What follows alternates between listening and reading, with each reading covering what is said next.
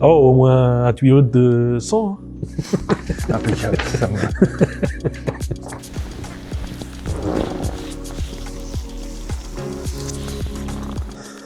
Wow. Bah, impeccable.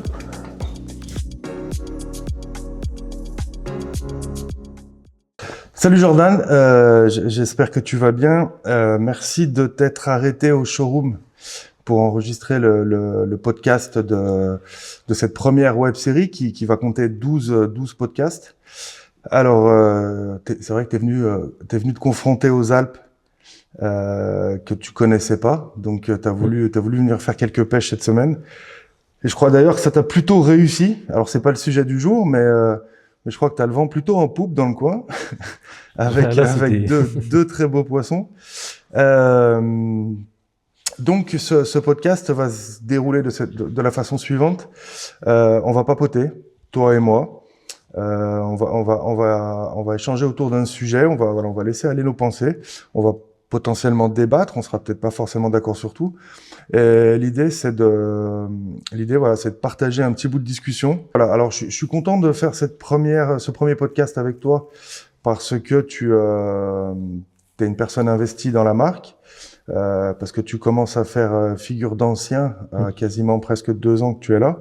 Donc voilà, le sujet d'aujourd'hui que j'ai choisi pour toi, celui avec lequel je vais te cuisiner. C'est pourquoi on pêche encore aujourd'hui. L'idée, c'est vraiment de rester authentique et de parler de sujets qui sont pas forcément évoqués de manière classique dans les vidéos qu'on peut voir sur YouTube. Je vais surtout te demander de te présenter. Qui es-tu? Quel est ton parcours de pêcheur? Donc de pêcheur avant de connaître le sponsoring, celui dans lequel tu as commencé à être sponsorisé, puisque tu n'as pas fait qu'une seule marque dans ton parcours. Et puis petit à petit venir à pourquoi tu pêches, depuis combien de temps, et puis ton parcours en quelques phrases. C'est pas le but c'est pas le but du podcast, mais voilà, pour essayer de te présenter à ceux qui te connaissent pas trop. Donc moi c'est Jordan. Je pêche depuis maintenant 2013. Bon, j'ai commencé sans marque, hein. On s'est mis avec mon cousin Romain, qui était anciennement dans la marque. Donc on s'est mis à la pêche, on avait choisi soit de pêcher le carnassier ou la carpe. Puis on s'est mis à pêcher la carpe, puis ça a pris de l'ampleur. Et t'avais quel âge quand t'as commencé? Je devais avoir 19, je pense, 2013. Ah ouais, t'as pas commencé comme beaucoup avec le grand-père à 5 ans? Non. On a toujours pêché avec, mais on n'était pas concentré à la carpe. D'accord. On pêchait de tout, on pêchait le carnin, à la gaule. Et t'as un parcours qui est un peu similaire à celui de ton cousin, Romain Lochard, pour pas le citer, qui a fait partie de la marque aussi avec nous et qui a ouvert sa boulangerie. C'est ça. Du coup, il avait plus forcément le temps. Et vous avez pêché un long moment avant de connaître le sponsoring, ou alors ça a été assez rapide? On a dû pêcher peut-être 1 an. Pêcher sans rien. Ouais. On essayait un peu de toutes les marques. Puis après, de fil en aiguille, on a trouvé quelques marques. On a testé les billes, puis après, on a été, on va dire, testeur dessus. Et du coup, pourquoi la pêche? Pas pour le sponsoring, je suppose? Non, la pêche, c'est toujours comme on était gamin. Hein, on était toujours très bien au bord de l'eau. On s'amusait bien. Truc calme par rapport à mon profil qui est assez, on va dire, énervé.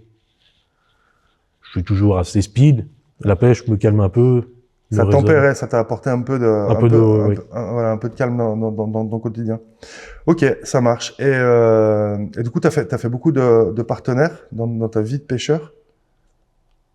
De partenaires. De partenaires de pêche. De partenaires de pêche, de marque. De marque. Alors, on n'est pas là pour citer des noms et faire un CV, mais t'as eu plusieurs marques. T'en as eu quelques-unes quand même. Ouais, j'ai fait. On va les compter sur les 10 doigts, je pense. Ok. Donc t'as quand même bien vadrouillé. T'as aujourd'hui un bon recul de ce que c'est. Je sais ce que c'est le sponsoring, de comment ça fonctionne, des bons côtés, des mauvais côtés, etc. Ok, ça marche. J'ai des petites questions qui vont être intéressantes. Pourquoi tu continues de pêcher? Tu sais pourquoi t'as commencé? Voilà, parce que t'as découvert ça, tu t'es pris de passion, ça apportait du calme dans ton quotidien, etc., etc. Mais aujourd'hui, pourquoi tu continues de pêcher? Bon, je continue parce que c'est toujours un plaisir. Et surtout, j'ai besoin de ça pour me sortir un peu de mon travail. J'ai besoin d'un peu de calme et me sortir de la tête, quoi. Et D'accord. surtout de voyager un peu partout. Oui, parce que pour toi, la pêche, c'est pas juste le poisson. Non, c'est aussi de rencontrer du monde, parcourir aussi la France, hein. Il y a tellement de choses à pêcher dans la France que voilà. Joe la vadrouille, quoi. Ah oui, c'est ça. Ah bah Le oui, fourgon, le fidèle chien qui est couché à côté de nous. Toujours. Alors, vous le voyez pas, mais il est là. Et est-ce que, vu que ça fait un moment que tu pêches maintenant, qu'est-ce qui a changé dans la pêche? Souviens-toi de tes débuts et fais un arrêt sur image maintenant. Qu'est-ce qui a changé? ça a changé. C'est les réseaux, hein. Nous, quand on a commencé la pêche, il y avait, on va dire, un seul réseau. C'était Facebook. Mais après, t'as eu Insta et tout le bordel. Et ça fait du mal, je pense, à la pêche. Ou même si on veut faire une vidéo. Du coup, pour toi, la pêche a changé. Ah ouais, oh, ça a changé. Ça a changé parce que maintenant, on est sur tous les réseaux. Sinon, après, la pêche, ça reste la pêche, quoi. Et ça, c'est quelque chose. L'évolution des réseaux, enfin l'évolution de la pêche entre le moment où tu as commencé en 2013 Oui. et maintenant, l'évolution que tu viens de citer, c'est quelque chose. Enfin, qu'est-ce que t'aimes moins aujourd'hui? C'est ce point-là que tu viens de décrire ou il y a d'autres choses que t'aimes pas non plus? Non, bah, c'est plus côté réseau. Le reste après. Et pourtant, tu te sers des réseaux. Et pourtant t'es dans une marque. j'ai été, mais j'ai fait beaucoup. Hein. J'ai travaillé là-dessus pour avoir, on va dire, une bonne place dans le milieu de la pêche. Mais j'ai vu que ça servait à rien. Donc j'ai Du complètement arrêté. coup, tu mets le doigt sur le fait que les réseaux ont d'une manière un peu poussé les déformé pêcheurs. la passion. Mm. Mais malgré tout, toi, tu as été quand même obligé de te prendre au jeu Ouais, mais j'étais vraiment dedans. pour être dans le flow. Ouais, mais aujourd'hui encore, tu fais partie de la marque, donc forcément que tu dois donner des médias à la marque, etc., Voilà. etc. Donc t'es quand même encore un peu pris dedans. Mais comment du coup c'est ta manière à toi pour t'en servir sans tomber dans le mauvais côté? Tu te détaches, tu restes détaché de tout ça, Oui, tu fais le strict minimum. Voilà, moi, Et je tu vais passes faire, pas ta vie à scroller. Non, oh, bah alors non, ça c'est fini. Maintenant, si je fais, c'est pour le plaisir, moi, personnel. Je me fais des belles images pour moi, je le partage pour la marque, et ça Et s'arrête puis là. peut-être aussi le fait d'échanger avec les collègues de la marque, puisque c'est vrai qu'on a des équipes très soudées. Oui. Et le fait de se challenger un peu sur les médias, tout ça, pas sur les médias réseau, mais sur les médias qualitatifs, Ouais. photo, vidéo, ça a peut-être un intérêt qui est autre que moi je me montre et je veux montrer mon nombril. C'est vraiment toi le côté plus quali. C'est ça où tu vas peut-être plus t'impliquer, sans forcément penser au réseau, mais plus en pensant à la qualité du média intrinsèque, quoi. Ouais, bon, de toute façon, à faire travailler tous les jours, à faire des médias comme on fait. Et du coup, à contrario, qu'est-ce que t'aimes toujours? On se souvient de tes débuts, on est maintenant en 2026. Et qu'est-ce qui t'a connu au début, qui y est encore et qui fait que tu continues d'y aller? Oh, bah, le plaisir d'être au bord de l'eau, de camper, Voilà. Donc malgré griller une les, saucisse. malgré l'évolution, Oh bah le reste c'est toujours pareil. malgré l'évolution, ça t'a quand même pas dénaturé ta passion. Non, Ton plaisir, il est toujours intact. ouais, mon plaisir c'est toujours voilà. D'accord. Ok. C'est intéressant. Et t'as pas d'autres exemples que les réseaux dans l'évolution 2013 maintenant? Aujourd'hui t'as les prix hein, aussi. Les prix. Le prix du matériel. Les prix du marché, Ah oui. de manière globale, qui ont évolué. Alors, un peu comme tout le reste, d'ailleurs. Oh bah comme aujourd'hui. On enregistre le podcast à une semaine où le litre de gasoil est à 2,57 €, je crois. Là c'est partout, on va dire. Tout a augmenté. Et peut-être, est-ce que tu as aussi un visu sur la pression de pêche entre le début et maintenant? La pression... Ou alors en fait ça a toujours existé, sauf que c'était moins mis en valeur avant. Ouais, non, la pression de pêche, tout dépend où t'es, donc il y a pas, moi ça, je vois pas du tout. Non? Parce que j'ai toujours évité d'aller où il y a du monde, donc Ouais, tu fuis moi, un peu le je fuis un peu, on va dire, la population, mais j'ai jamais eu de soucis là-dessus sur les pressions de pêche. D'accord. Ça, non. Ok. Et on arrive à un moment de ce podcast où je vais te poser une question un peu que moi je trouve un peu clé. Et je veux vraiment que tu me répondes un peu à cœur ouvert, vraiment en toute honnêteté. Est-ce que la pêche d'aujourd'hui te correspond encore vraiment? Voilà, on vit dans une société hyper remplie de marketing à l'excès, où il faut toujours acheter plus, où il faut toujours acheter plus cher parce que c'est toujours mieux, que ça soit les appâts, que ça soit le matériel, etc. Et est-ce que toi, dans cette pêche-là d'aujourd'hui, est-ce que ça te correspond encore? Est-ce que ça t'embête? Est-ce que tu y penses? Ou alors est-ce que tu passes complètement outre et toi, ça te change rien au final parce que t'es un peu dans ta petite bulle, quoi? Tu m'aurais dit ça il y a quelques années, ouais, j'étais complètement fou, moi, de la pêche. Je m'arrêtais jamais.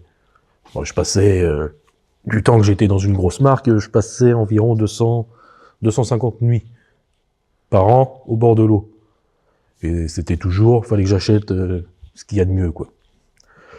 Et parce qu'avant, j'ai déménagé dans l'Est pour le travail, et j'ai pris un peu de recul là-dessus, et je me suis dit, à quoi ça sert? Je veux pas en faire mon métier, quoi. C'est pas ça qui va me faire vivre.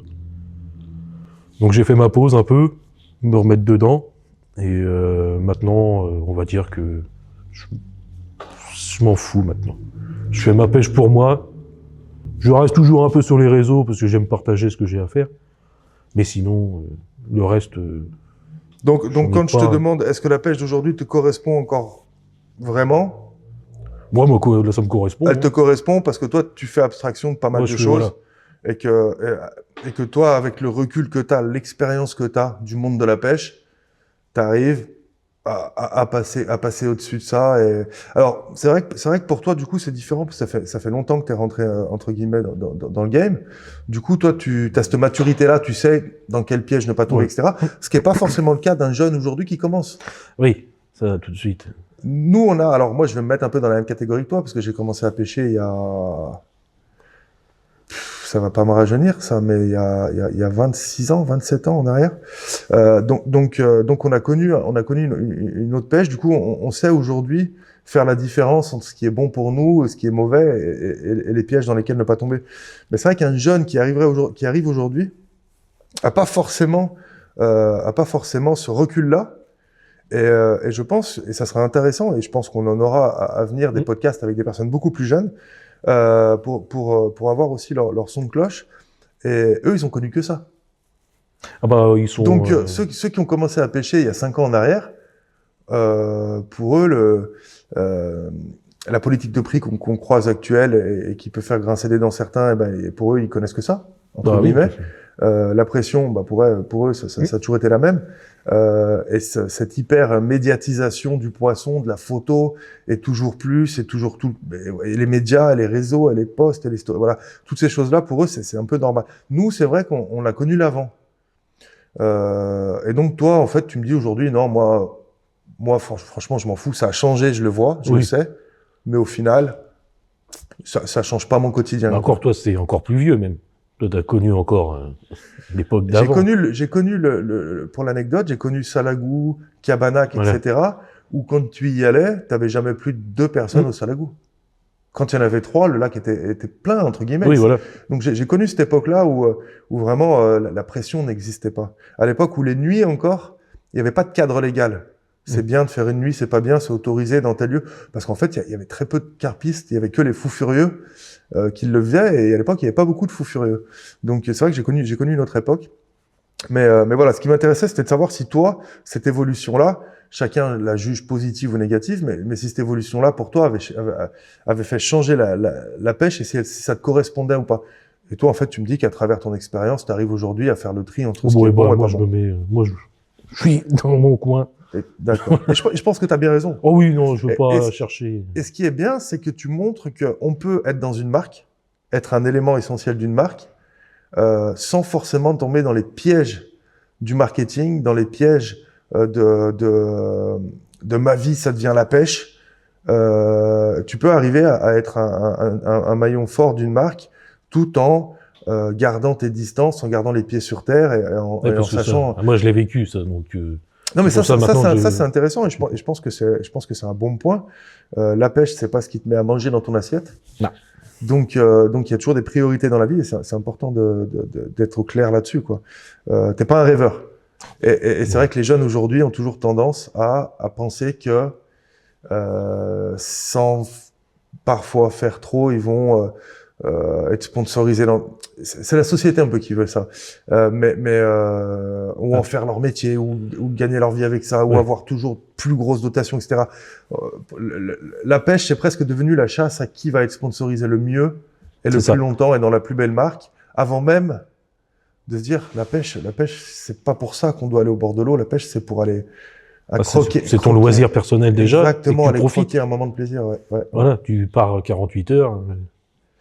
Ok. Non, mais alors, moi, je suis en phase avec toi dans le sens où on est à peu près de la même génération, même si je suis un petit peu plus vieux, et que du coup, on a ce recul et cette expérience-là sur. De toute façon, on avait parlé quand tu m'avais recruté. Hein.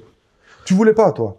C'est moi qui t'ai contacté, tu voulais plus. Moi, je voulais parce que tu avais trop donné et que tu avais envie de rester tranquille dans ton coin. Alors, l'avantage qu'il y a eu à cette époque-là, c'est que Romain, ton cousin, était déjà dans l'équipe, et puis il a su te dire, écoute, chez nous, c'est tranquille. Voilà. On se prend pas la tête, on a une bande de potes, et forcément qu'il y a une dotation, donc il y a des médias à rendre, mais c'est sain. Et je pense que c'est ça qui, à un moment donné... il me fallait un peu ça aussi pour me remettre dedans, parce que j'avais complètement, on va dire, arrêté pendant cette année-là, puis retourner au bord de l'eau, refaire quelques petits médias pour déjà moi, ça m'a redonné un petit coup. Ça m'a redonné un petit peu la passion que j'avais perdue. Ouais, et puis ça va faire bientôt 2 ans. 2 ans. Ouais. Et on a vécu de sacrés jolis moments ces 2 dernières années. Malgré tout. Il a fallu te pousser un peu au cul, mais au final, je pense pas que tu regrettes. On a sauvé une vidéo. Hein? On a sauvé une vidéo. Non, mais c'est vrai que, et puis c'est vrai que les vidéos YouTube, etc., les événements qu'on peut faire chaque année, etc., c'est des choses qui rapprochent, qui soudent. L'équipe vit, c'est une équipe humaine, donc il y a des départs, des arrivées. Mais c'est vrai que le noyau central est vraiment fort et nous, en tout cas, on garde les pieds sur terre. Et s'il n'y a pas de plaisir, je pense que je ferai une grosse remise en question sur comment on travaille.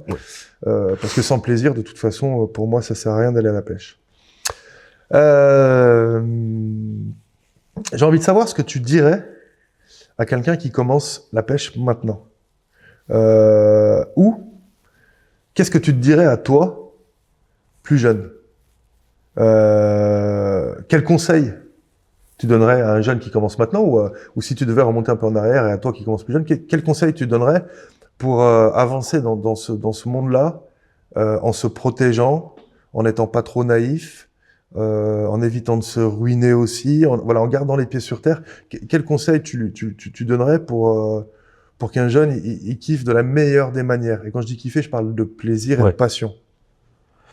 Qui jette pas, on va dire, dans la gueule du loup par rapport à toutes les offres, on va dire, commerciales, par rapport à la pêche, telle marque, qui reste un peu dans le droit chemin. Il faut surtout que ça reste un plaisir personnel. C'est un loisir, la pêche. Voilà, comme on dit, si tu veux en faire ton métier, ça va pas dériver du jour au lendemain. Mais un jeune qui arrive ici, qui arrive dans ce monde-là, il y a plein de marques, il y a plein de pubs. Toutes les bouillettes sont aussi belles les unes que les autres, elles sentent bon, les cannes, elles brillent, etc. Compliqué de se retrouver. Qui reste naturel lui-même et qui se jette pas les 2 pieds on va dire, dans les marques, les conneries. Qui soit prudent là-dessus. Qui fasse pas les mêmes comme je pense beaucoup, se jeter sur les nouvelles marques, on va dire, pas nouvelles marques, mais les nouveaux produits qui sont faits chaque mois. Ne pas tomber dans le piège. Même si ça fait partie du jeu. Après, ça fait partie du jeu. Quand je dis piège, faut pas prendre le terme péjoratif, mais qui reste droit dans ses bottes, pour que ça reste un loisir pour lui. Le mieux, c'est d'essayer différentes choses tranquillement et de trouver ce qui nous correspond. Le plus important, c'est ça. C'est pas ce qui correspond à telle ou telle hyperstar de telle marque. Le plus important, c'est ce qui correspond à toi. Et souvent, le marketing veut nous faire croire qu'on a besoin de ce parfum, ou qu'on a besoin de ce diamètre-là, ou en fait, non. On a besoin de ce qui nous correspond à nous. Et c'est pour ça que c'est important de se faire sa propre idée, contrairement à ce que souvent on veut nous faire croire. On n'a pas besoin forcément de l'approche ou du matériel ou de l'appât qu'utilise Monsieur X, tête de gondole de telle marque. Et ça, c'est important de se détacher de ça. Alors, je vais pas cracher dans la soupe.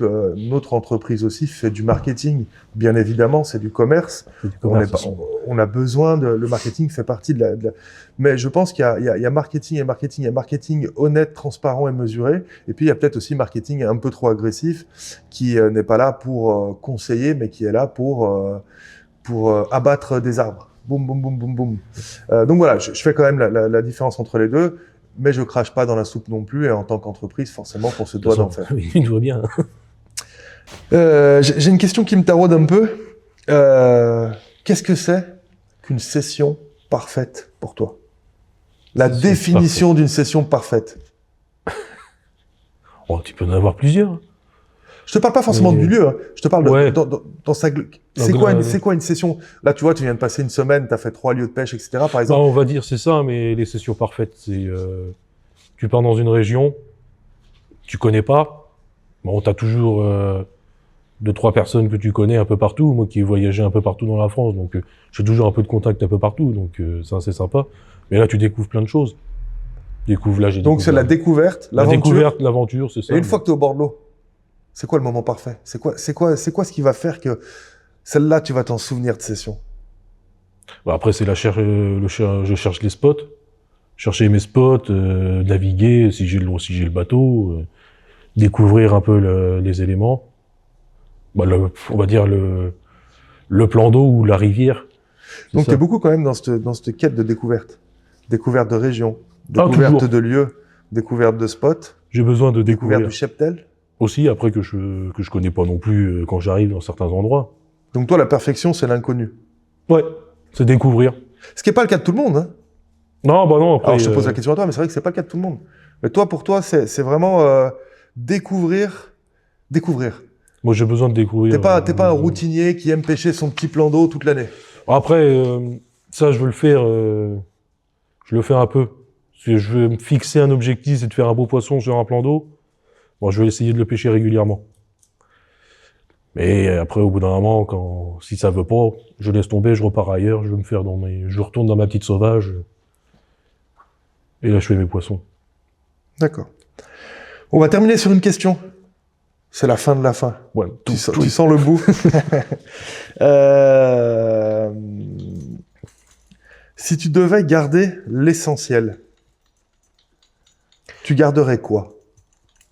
On parle de pêche encore une fois, dans le symbole, dans la globalité. Si tu devais garder l'essentiel pour toi à la pêche, ça serait quoi? Mes 3 cannes, mon bec de chair, le chien, bien sûr, et si je veux rebarouder le bateau. Tu garderais pas ton boîtier? L'essentiel, hein, t'as le droit de dire non. Hein. Si c'est l'essentiel, hein, si c'est juste pour profiter, ouais, je garde que ça. Impeccable. J'aime bien. J'aime bien parce je rebaroude comme je le fais. Hein, Pas de monde au bord de l'eau, juste toi, ta baroude, ton petit setup. Je fuis le monde. Ton chien et à la quête de la belle écaille. Et là, il y en a un qui fait pas mal comme ça de vidéos. Il part comme ça, et il se nourrit aussi. Par exemple, il prend des chevennes, il se nourrit comme ça. Il pêche la carpe en même temps. C'est super intéressant, ça me... T'as ce côté un peu aventurier, toi. Hein. J'ai besoin de ça, d'avoir un peu d'aventure. Et pourtant, on le voit pas forcément sur tes réseaux. Non. Ce côté baroude. Non, bon, après, il y a des trucs qui restent pour moi. Ils ont pas... T'as raison. Les réseaux, c'est un espace où chacun fait ses propres choix. Mais toi, t'exposes pas toute ta vie. Toi, t'exposes le fruit de ta pêche. Point de barre. Là, j'expose mes poissons. Et c'est pour ça que ce type de vidéo est intéressant, parce qu'on apprend aussi à te connaître, toi. Merci merci de t'être prêté au jeu. C'est la première. Ouais, c'est la première. Donc on va sûrement avoir des choses à améliorer pour les autres. On verra comment ça va se passer au montage. On va maintenant boire un petit café. Et puis tu vas prendre la route pour retourner dans ma tanière là-bas. dans ton est chéri là-haut. Retrouver un peu le vent et le froid de l'Est. Je vais pas me faire des amis en disant ça. Mais je monte bientôt pour un tournage. Et ben voilà, il y a un invité surprise. Jordan, merci. Merci à toi. On se retrouve Bientôt. très vite De toute façon. en photo, en vidéo. Alors très vite en vidéo parce que tu as fait tomber 2 très gros poissons cette semaine ici Ouais. dans le coin. Donc il y a des super médias qui arrivent. Merci de t'être prêté au jeu. Et le mot de la fin, je crois, c'est qu'il faut que le plaisir perdure Oh oui, et il faut que ça soit la raison première qui nous fasse aller au bord de l'eau. c'est prendre du plaisir au bord de l'eau, c'est tout. Hein, faut pas chercher. On est d'accord. C'est ça. Jordan, bon retour. Ouais. Wow. Bah, impeccable.